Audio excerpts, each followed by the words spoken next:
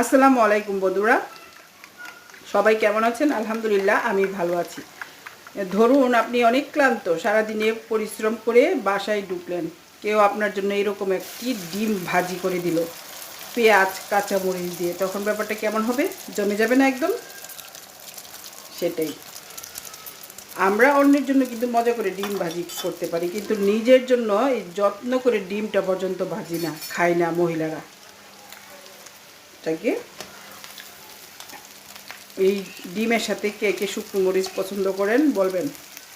ডিম ভাজি সাথে শুকনো মরিচ, ব্যাপারটা একদম জমে গেছে। আর সাথে ছিল কাঁকরোল ভাজি, আর হচ্ছে লাস্টে 1 কাপ চা। দারুণ হবে না ব্যাপারটা? সিম্পলের মধ্যে গর্জিয়াস। সবাই কি লাঞ্চ করেছেন? কার কি অবস্থা বলুন তো? সবাই ভালো থাকবেন। খুদা হাফেজ। আসসালামু আলাইকুম।